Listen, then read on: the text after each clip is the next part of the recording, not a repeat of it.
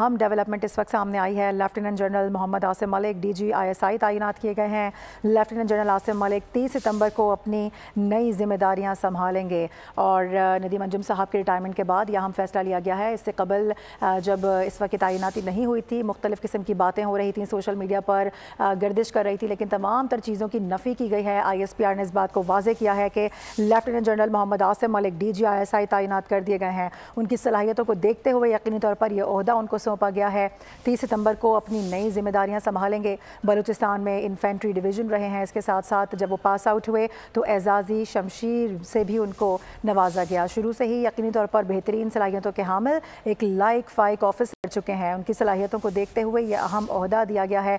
30 सितंबर को अपनी नई जिम्मेदारियां संभालेंगे। बलूचिस्तान में इन्फेंट्री डिवीज़न भी रहे हैं। इसके साथ साथ आपको ये बता दें एक बार फिर से कि lieutenant general Mohammad Asim Malik DG ISI तैनात कर दिए गए हैं। लेफ्टिनेंट जनरल आसिम मलिक 30 सितंबर को अपनी नई जिम्मेदारियां संभालेंगे। इसी हवाले से हमारे साथ मौजूद हैं हमारे नुमाइंदा खुसूसी सलमान अवान, जो कि हमें इस हवाले से बता भी रहे हैं।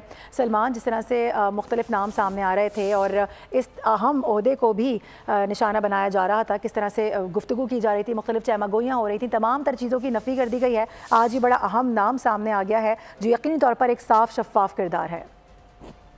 जी बिल्कुल ऐसा ही है। पाकिस्तान में जिसे एक टर्म हम यूज करते हैं पॉलिटिकल साइंस के अंदर, जिसको पाकिस्तान में इस्टेब्लिशमेंट कहा जाता है, उस इस्टेब्लिशमेंट का सरबराह आमतौर पर जो फौजी सरबराह होता है, बर्री फौज के सरबराह होते हैं, उन्हीं को ही एक इस्टेब्लिशमेंट का सरबराह जो है कहा जाता है पाकिस्तान में पॉलिटिकल टर्म्स में। और उसके बाद एक अहम तरीन ओहदा जो है वो हालात को देखते हुए अगर हम बात करें पाकिस्तान के अंदर जिस तरह से सियासत और जो इस्टेब्लिशमेंट के मामला चलते हैं, उसमें जो DG ISI का ओहदा होता है उसे नंबर 2 पावर तरीन ओहदा समझा जाता है चीफ ऑफ आर्मी स्टाफ के बाद। और आज इस ओहदे के ऊपर लेफ्टिनेंट जनरल आसिम का नाम सामने आया है, तो इससे जाहिर होता है कि उन्हें अपने बॉस यानी चीफ ऑफ आर्मी स्टाफ का भरपूर एतमाद हासिल है। और उसके साथ साथ एतमाद ही नहीं, डेफिनेटली जो भी शख्सियात लेफ्टिनेंट जनरल के ओहदे के ऊपर प्रमोट होती हैं वो अपने एक बेहतरीन कैरियर से गुजर कर आए होते हैं और एक बेहतरीन मिलिट्री कैरियर के हामिल ऑफिसर्स होते हैं। तो तमाम के तमाम लेफ्टिनेंट जनरल जो हैं, जब हम देखते हैं आर्मी चीफ की तैनाती की बात होती है, तो जो सीनियर मोस्ट लेफ्टिनेंट जनरल होते हैं उनमें सिवाय सीनियरिटी के और कोई खास इतना ज्यादा फर्क नहीं होता। सलमान हमारे साथ ही मौजूद रहेगा। ब्रिगेडियर रिटायर्ड मसूद अहमद भी इस हवाले से हमें ज्वाइन कर चुके हैं, जरा उनसे भी बात कर लेते हैं। सर, बहुत शुक्रिया वक्त देने के लिए। कहिएगा, ये बड़ी खुशाइन खबर आई है, lieutenant general Mohammad Asim Malik DG ISI तैनात कर दिए गए हैं। जी हाँ, देखें कि एक अच्छी डेवलपमेंट है और देखें जो इस वैसे भी जो 3 स्टार पे पहुंचते हैं तो वो यकीनन अपनी काबिलियत पे यहाँ इस स्टेज पे पहुंचे होते हैं। और जनरल आसिम मलिक जो इस वक्त देखें लेफ्टिनेंट जनरल पाकिस्तान आर्मी कर रहे थे और इनका बड़ा एक शानदार कैरियर है। अपने पाकिस्तान मिलिट्री के एकेडमी से वो सोर्ड ऑफ ऑनर है अपने कोर्स के, उनका ताल्लुक एक बलोच रेजिमेंट से है। और फिर देखें कि एज ए ब्रिगेड कमांडर वो वार ऑन टेरर पे वजीरिस्तान में रहे हैं। फिर उनका एक्सपीरियंस बलूचिस्तान का भी है, वहाँ पे एक वो GOC रहे हैं। और मेरा ख्याल में देखें कि एक अच्छी डेवलपमेंट है और ये एक बहुत ही सेंसिटिव और इम्पोर्टेंट रिस्पॉन्सिबिलिटी उनको मिली है। तो मेरा ख्याल में विद हिज एक्सपीरियंस और विजन के हिसाब से वो पाकिस्तान गवर्नमेंट ऑफ पाकिस्तान के जो उनके उम्मीदों पे पूरा उतरेंगे और उनके साथ वो सलाहियतें और पोटेंशियल भी हैं। अच्छा, ठीक है सर, आपसे ये भी जानना चाहेंगे, जिस तरह से भी हमारे नुमाइंदे भी हमें बता रहे थे कुछ इनकी जो कामयाबियां हैं उसके हवाले से, या जो इनका करियर है वो बहुत ज़बरदस्त रहा है, बहुत पावरफुल रहा है। जिस तरह से आपने भी बताया कि बलोच रेजिमेंट से इनका ताल्लुक है, इनकी सलाहियतों को देखते हुए यकीन तौर पर यह ओहदा इनको दिया गया है। इन्फेंट्री ब्रिगेड की कमांड भी कर चुके हैं।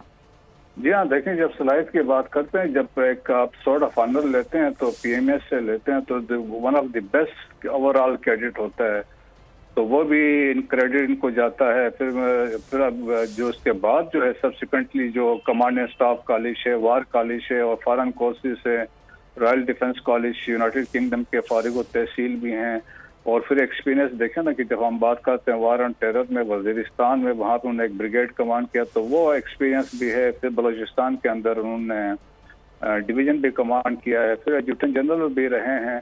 तो मेरा ख्याल में कि वो इस एक्सपीरियंस के साथ वो मेरा ख्याल में जहाँ जहाँ वो रहे हैं तो वो ही अंडरस्टैंड द सिक्योरिटी सिचुएशन, जो थ्रेट्स हैं पाकिस्तान को वेस्ट से और ईस्ट से, और वार ऑन टेरर जो है वो भी है। तो ISI देखे एक पाकिस्तान के लिए as a symbol of pride और पाकिस्तान के जो सिक्योरिटी के खदशात हैं वो उनको देखती है।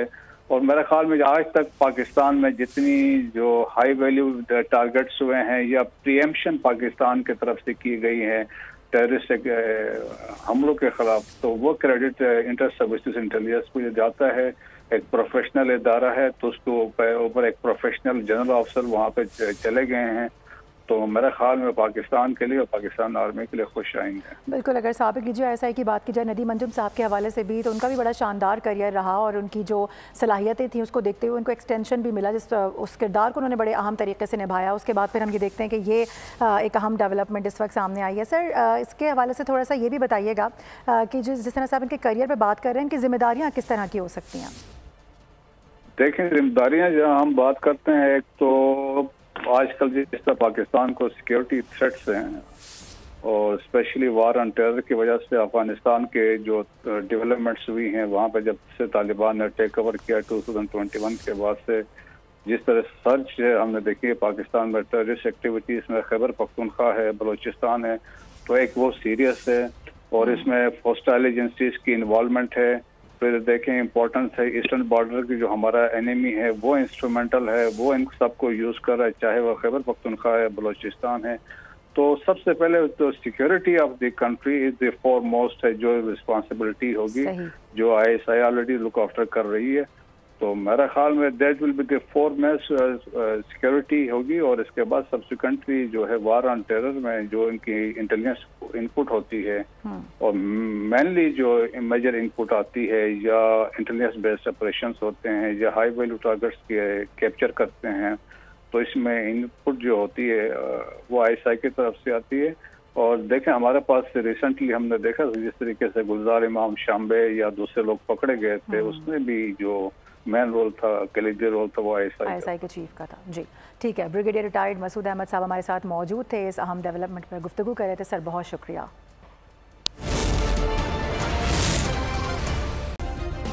सब्सक्राइब करें और बेल दबाएं ताकि कोई खबर रह न जाए।